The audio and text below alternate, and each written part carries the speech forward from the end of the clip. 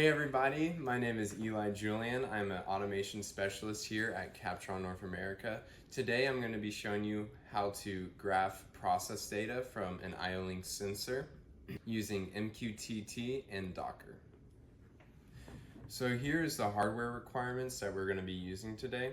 First, I have a MUR IO-Link master. It's important that your IO-Link master has MQTT protocol on it. To communicate with the IO-Link master, I'm going to be using a Raspberry Pi. You do not have to use a Raspberry Pi. In fact, you can use your corporate laptop or your personal computer. I like to use a Raspberry Pi because if I want to take this somewhere, it's easy to grab, easy to get on a plane with. It's tiny, as you can see. The next requirement is an IO-Link sensor. Since I work for CAPTRON, I have plenty of those at my disposal, and here I have the Series 4X, the one that I will be using in the video. And what's cool about this device is it has HMI capabilities, able to show process data or different scenes. You have up to 7 scenes, and it's pretty. The next button we have is the Series 10K. This is also an IO-Link capable button. I'm not using this button in a tutorial today, but you could easily drop this in, make a few changes to your code, and it would be completely fine. And the 2 cords that you'll need today is an M12 to Ethernet. This is made by MUR. And also an M12 5-pin cable. That is what all these buttons use to connect to your master. Alright, so for this section of the tutorial, we are going to be setting up the Docker Compose file. Docker is great for an application like this because it's super easy to get these services that we need up and running using containers. This will work on any OS system that you might be running, including Linux and Windows.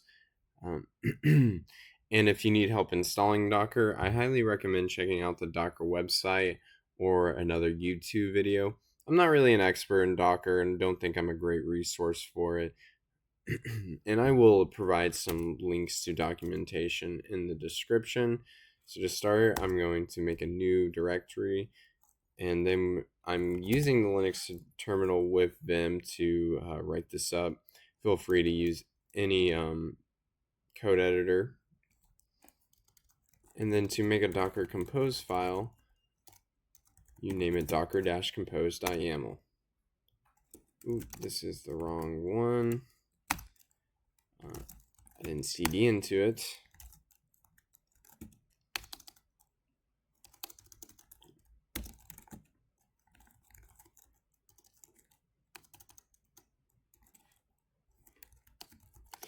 And in the Docker Compose file, this is where we write our services that we are going to use. And I will talk about those later on in the video as we use them. Docker Compose files are like your video game settings. I can run a service and then add different configurations to help them run. So the first service we wrote is the MQTT broker, Mosquitto. MQTT is a lightweight protocol that uses subscribers and listeners. So Mosquitto is going to be our listener, and our IO-Link master is going to be our subscriber. The subscribers send the data to the listener, and then the listener collects that data. So as you can see, I named the container name Mosquitto with the image from Docker, and there's a few settings that I like to use with Mosquitto. For example, the restart always. For any reason that Mosquitto goes down, it will just automatically restart the Docker Compose file. And I also limit the memory to 256 megabytes. MQTT is really lightweight and you really don't need more than this. Maybe if you're running it for a couple of years, you might need to change that. And then the default ports for Mosquitto is 1883 and 9001. Volumes are slightly confusing, but basically Docker mounts the file path that you give it from the image. So for example, this is our configuration file that we haven't written yet. Docker will take that configuration file when it runs and mount it. And also we give it a data file for Mosquitto to mount data to. And same thing with log. Okay, so here's our second service, Node-RED. Node-RED, we are going to be using it to program some of our MQTT processes so we can send it to InfluxDB.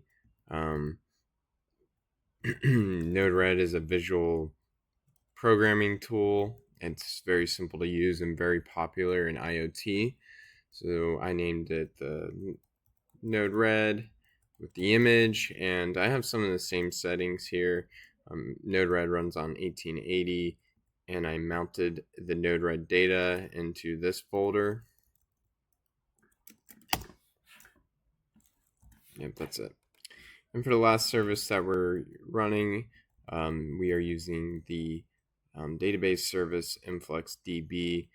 InfluxDB is nice because it uses buckets instead of your traditional database SQL database service like Postgres, for example.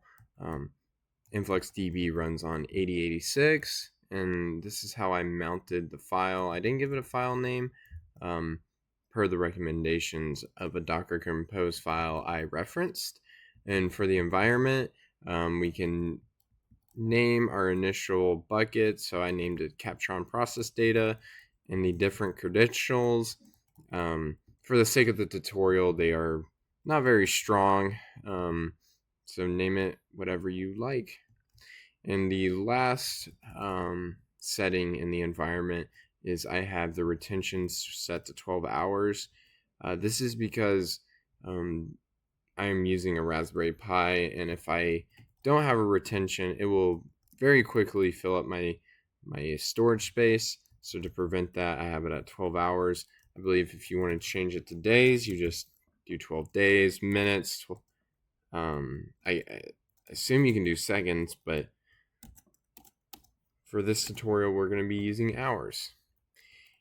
And network, I have set as MQTT network. This basically tells Docker that all these services run on the same network. And now we can configure our IO-Link master to MQTT.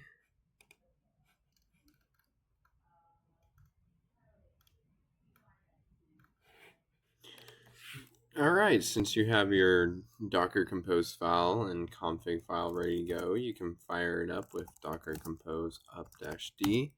The -d makes it a background process.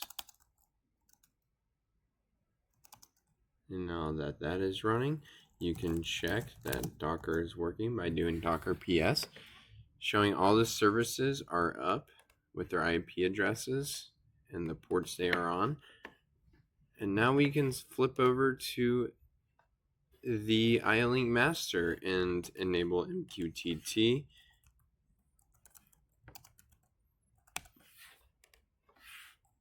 Impact process data.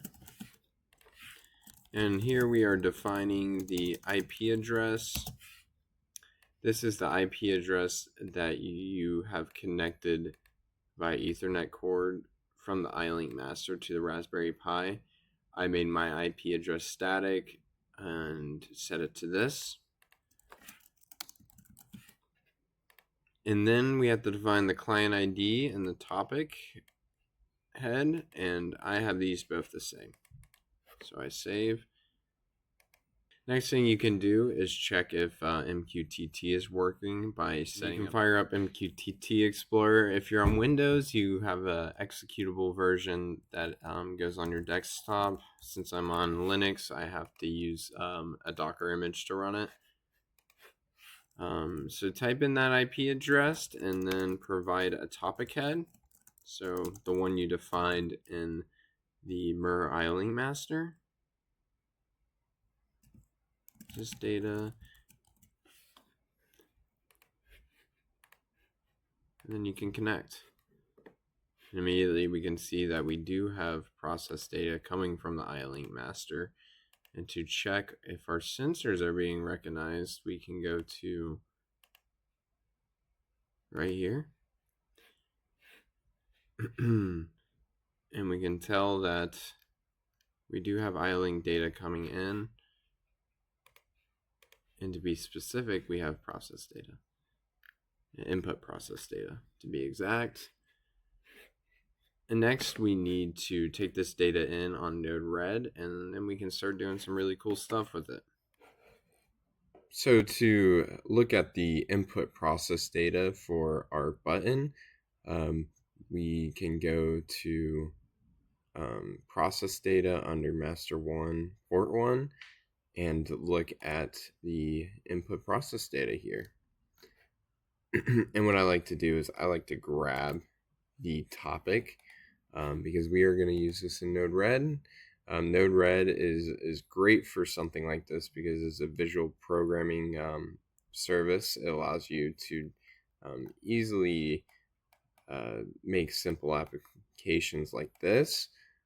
So to start, I'm going to grab an MQTT end function and then make a new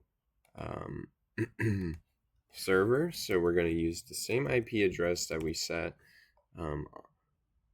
on that network connection, and we're going to name this, let's just name it QTT broker. And if you did have a username and password and set that up, you would do that here. But this is all we need. We're going to add it, and then we can provide it a topic. And I always like to check that I am receiving data. So I can just add a debug function right here, and it will just print whatever comes out of this function.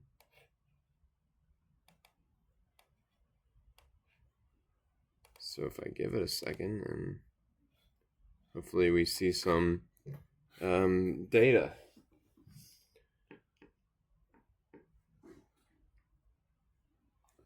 And here is our iLink data. As you can see, we have an array right here. And one thing you can do if you have a CAPTRON button is touch it a couple times, and you should see one of these numbers go up because we have an actuation count. So this 5th spot right here is the actuation count.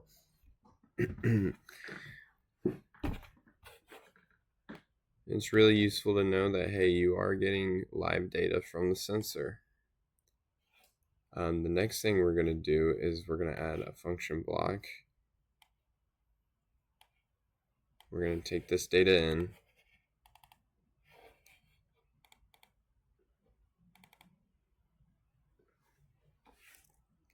And I like to give everything a name. So I'm going to call this message.payload. This is the payload coming from MQTT. And then we can parse it into the value. So now we have an array of our input process data. And to make things easier to read and to understand what each value is, I like to parse it into a JSON so we can do that by giving it a name. So 0,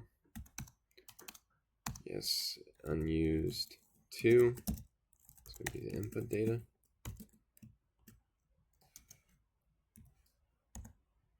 One,